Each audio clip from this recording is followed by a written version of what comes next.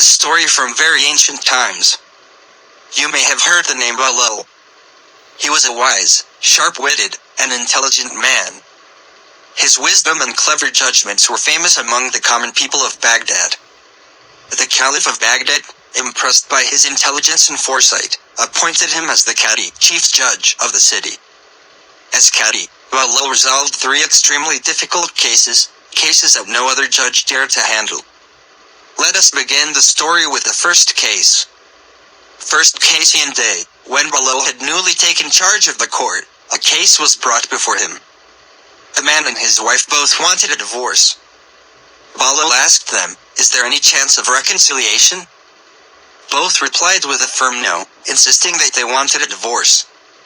Balal postponed the case for a month so they could reflect on their decision. After a month, they returned. Balal again asked whether they still wanted a divorce. They replied they would accept no decision except divorce. Balal deferred the case again. Their faces showed irritation and displeasure. This process was repeated several times, but neither changed their stance. Finally, Balal decided to give each of them a piece of paper and a pen. He instructed them to write 10 good qualities about their spouse. The husband began writing the virtues of his wife. When he finished and tried to hand the paper to Balal, the judge stopped him and said, "Give it to your wife." The wife read it, sometimes smiling, sometimes shyly glancing at her husband, sometimes covering her face with her hand to hide her blush. Then it was the wife's turn. She wrote her husband's virtues without lifting her head until she completed the entire list. She folded the paper and gave it to him. The husband read it and began smiling as well. He looked into his wife's eyes, and she covered her face with her scarf so he wouldn't see her flushed cheeks. Seeing their state, Balal quietly asked their permission to step outside for a while. When he returned, the two were sitting close, talking softly. Balal said, "You may go now. Come back tomorrow and I will announce the decision you both desire." They happily left. The next day they returned. Balal asked, "Are you ready for the declaration of divorce?" In one voice they replied, "No, Qadi Balal. There is no issue left between us. With Allah's grace, all our problems are resolved." They thanked Balal and returned home hand in hand. Second case in day, a merchant came to Balal complaining about a man known as Amin, the trustworthy. Before leaving for a business trip, the merchant had entrusted a valuable item to him. But upon returning, Amin denied it and drove him away. This man was considered pious and God-fearing, so people trusted him deeply and would even leave their wills with him. Balal whispered to the merchant, "Have you told him that you brought this complaint to me?" "No, Qadi," the merchant replied. Balal said, "Then go home and return tomorrow. Tell no one about your visit." The merchant left, puzzled and worried. Then Balal sent a servant to Amin with a message, "The Qadi has accumulated a large amount of wealth meant for the poor and orphans. He cannot manage it alone and does not trust those around him. Therefore, he seeks the most trustworthy man in the city to handle this responsibility, and everyone says it is you." Hearing this, Amin's face lit up with joy. He eagerly agreed. The servant told him, "Come to court tomorrow with a place prepared to store the goods, and bring a few strong laborers." The next day the merchant returned. Balal said, "Go ask Amin for your entrusted item. If he refuses, tell him you will take him before the Qadi." The merchant did exactly that. Amin hesitated, then turned pale with fear. He immediately produced the entrusted item, apologized, and tried to please the merchant. Shocked by the sudden change, the merchant returned to Balal and praised his wisdom. Later, when Amin arrived at court with empty sacks and laborers, expecting to collect the charity goods, Balal scolded him harshly, "You are a wicked man. For worldly greed, you sold your faith and threw away your honor." The laborers, finding nothing to collect, beat Amin severely and left him half unconscious at the courthouse door. From that day, his reputation as trustworthy was destroyed. People began calling him the deceiver.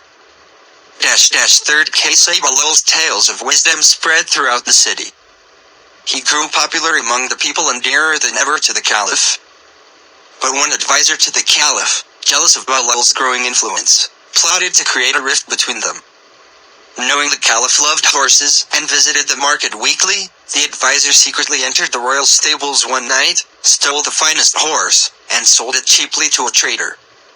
The next morning the palace buzzed with news of the stolen horse.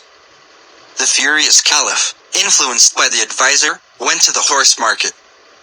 There he saw his prized horse for sale. When he claimed it, the trader denied him harshly. The Caliph, known for his justice, refused to forcefully take the horse. "We will let Qadi Balal decide." Both went to the court. The Caliph concealed his identity to avoid bias. The Caliph described the horse and said he marked all his horse's horseshoes with a special insignia. Balal ordered the horse to be inspected. The insignia was missing. The advisor had removed the old shoes and replaced them. Still, Balal suspected the concealed man was telling the truth. He asked him, "Can you recognize your horse among many?" "Yes," the Caliph replied confidently. Balal ordered the horse mixed among several others.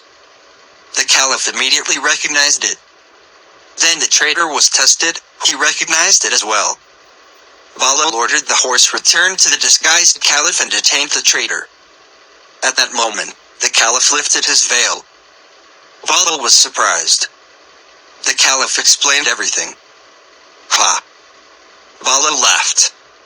"If I had known you were the Caliph, I would have ruled against you, so people wouldn't say I favored you." The Caliph laughed too, impressed by his sincerity. He then asked, "How did you know the horse was mine?" Balal answered, "I wasn't testing your recognition. I was testing the horse. When you approached, the horse moved its head toward you lovingly. When the trader approached, it became uneasy. Animals too sense who loves them and who does not." The Caliph was astonished, but still wanted to know who the thief was. Balal devised a plan, go back to the palace and loudly announce that the case was decided in the trader's favor and you have lost the horse and the precious emerald necklace around its neck. Come tomorrow. The Caliph did as told. The next day, the jealous advisor was brought to court in chains. Balal explained, "When you return to the palace, I released the trader on the condition that he go home with the horse and wait with 3 guards. Your advisor, driven by greed for the emerald, went to the trader's house demanding the jewel. The guards caught him red-handed. Thus it was proven he stole and sold your horse."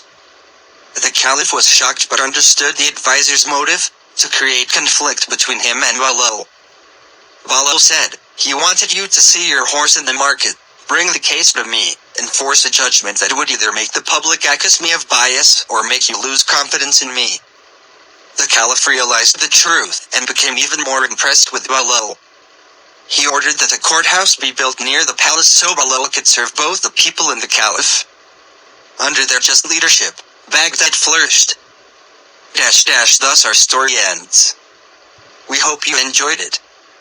Share your thoughts, like the video, and subscribe to the channel. God willing, we will return with another tale in the next episode.